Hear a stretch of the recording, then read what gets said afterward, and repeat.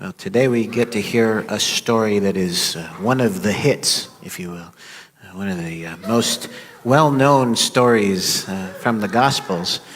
We even have banners on the sides here that represent the loaves and the fishes and the feeding of the multitudes, as the story is known, is the only miracle of Jesus that appears in all four canonical Gospels. There are other events in the life of Jesus that do occur in all four Gospels.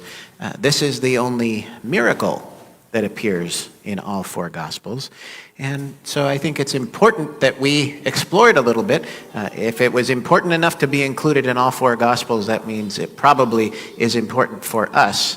And what we need to do as Christians in Arizona in the 21st century is to look at things critically and to try to figure out what it is that this story is trying to tell us in this place and in this time. And I want us to start by reflecting on who we are and why we are here. Those are important questions for us to ask as followers of Jesus. Over and over and over again throughout our lives. Who am I and why am I here?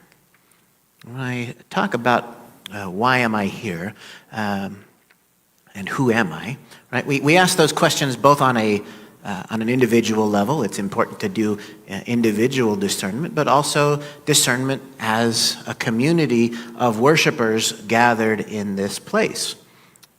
Because being here is a choice.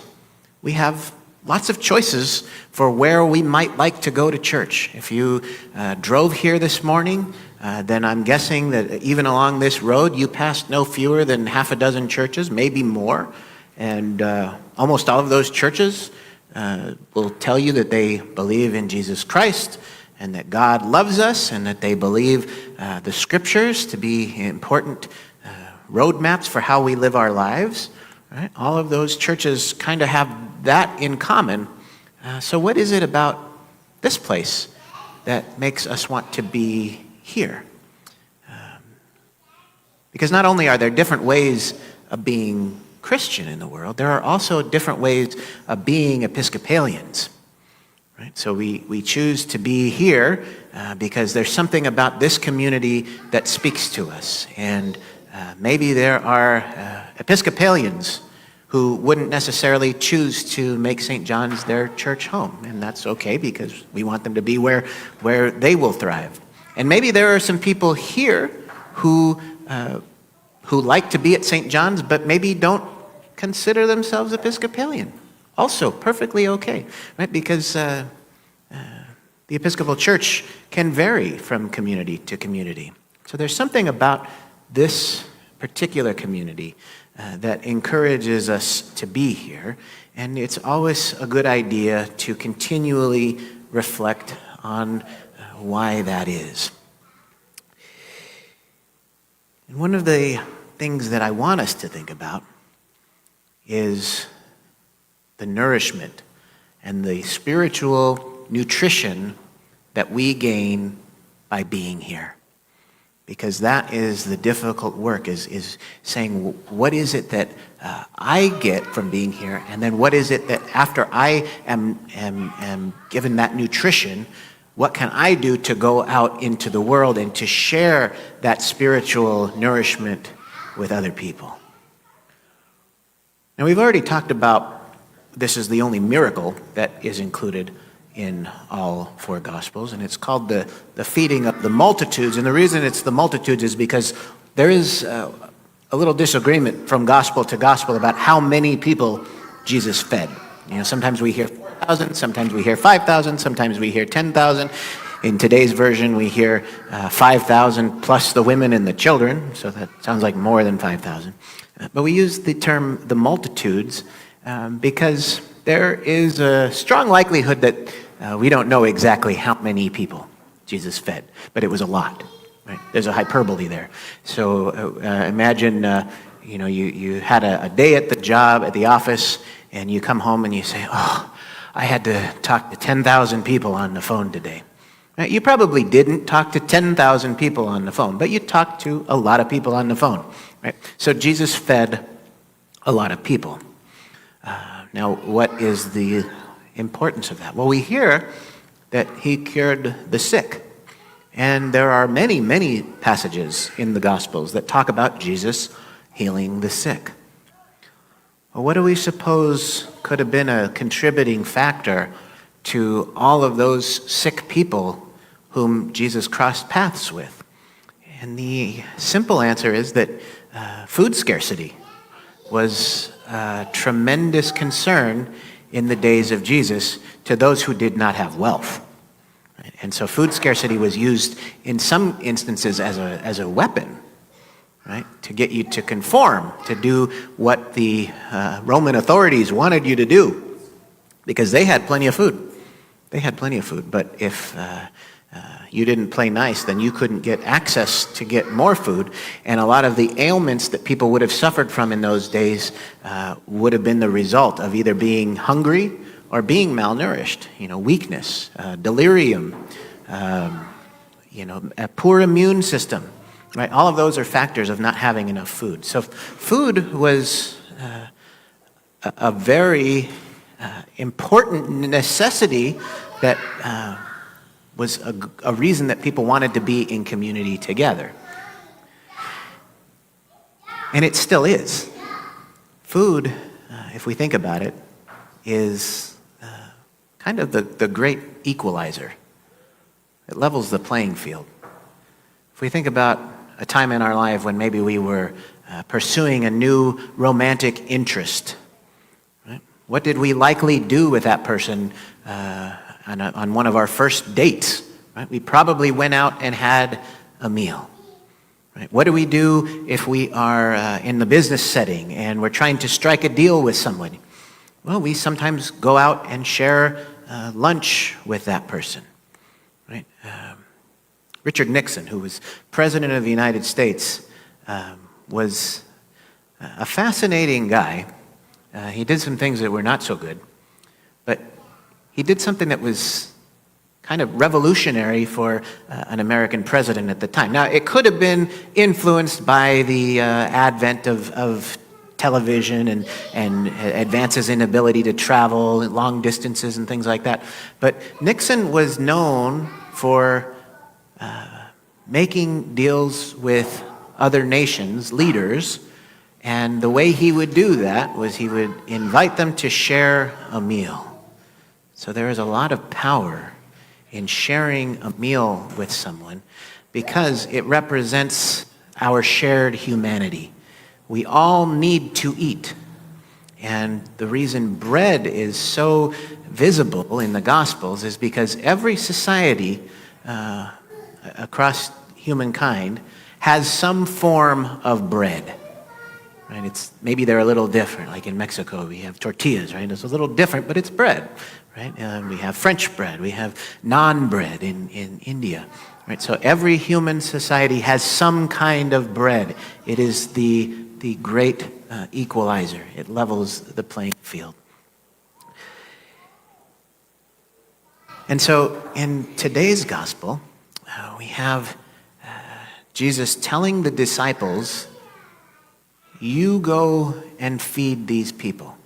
They come to him and they say, let's send them away. Let's let them go get food. They're hungry. And no, you go feed them. And what do they say? Well, we don't have enough. All we've got are these few loaves and fish.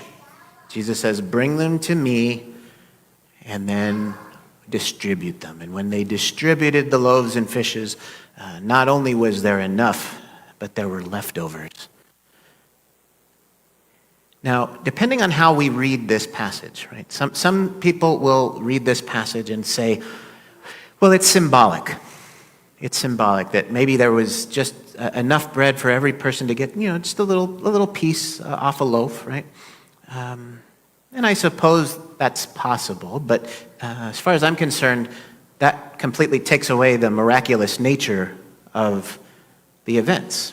Right? Anybody can do that. And in fact, we're going to do that later today. We have just a couple of loaves that we're going to share when we share communion, and each of us will receive a small piece of that loaf.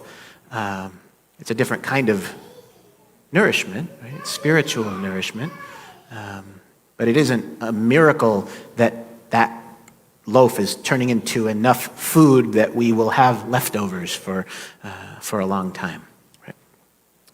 The miraculous nature of that is that there is a theology of abundance. Not only does God provide what we need, but God provides above and beyond what we need. And as a community gathered, we have an opportunity to look to the disciples and follow their example. Right? We bring what we have to offer to God. And when we bring what we have to offer to God, then we share abundantly with the community. And sometimes that comes at a cost to ourselves.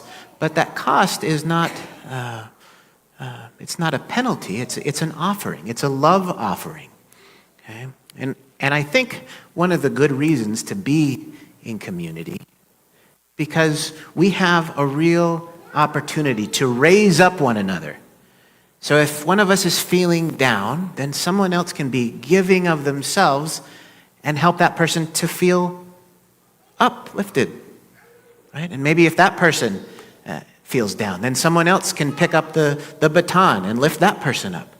And so as a community, right, we are always operating as a well-oiled machine, raising up one another and being a shoulder to lean on when needed, and leaning on others when we need somebody to lead on. Right? So it becomes this love offering of being in community with one another. One of the interesting things about all of these churches I mentioned, right, that makes it challenging for us as Episcopalians is that we don't always have the answers laid out nicely and neatly for us. While some of those other churches do. Some of these other churches will tell us, this is what we have to say on this day at this time, and this is what we always have to believe about this issue in every circumstance. And in some ways, that's harsh, I would say. But in other ways, it's kind of easy, because at least we know what we're supposed to do. And within Anglicanism and in the Episcopal Church, we're tasked with doing the difficult work and finding out all of the information that is available to us, and sometimes change our minds if we get new information that we didn't have access to previously. Right? And that can be a real downer sometimes. If we've been going along one path all of our lives, and then we get new information that makes us change, well, then sometimes we have a tendency to think, oh no, what if I was wrong all those other times? And what did I say that might have been hurtful or harmful or caused somebody else some pain or something like that? And we can wrestle with those things, right? And we don't want to dwell on those, but what we want to do is grow with them. And some of those other churches will, they'll quote a passage from the letter to the Hebrews that says, Jesus Christ is the same yesterday, today, and forever, which is a legitimate quote. And what they'll tell us is that Jesus doesn't change. And the answer is, that's right, Jesus doesn't change.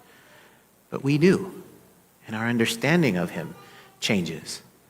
And as a community, we come together to discern together how Jesus is communicating with us in the world. And then we learn from that, and we grow with that. And that is our nourishment, is that mutual discernment where we can wrestle with these difficult concepts, where we don't have the answers laid out for us, and we have to wrestle with them and come to a conclusion about where is God in my life, and how can I be the face of God to someone else.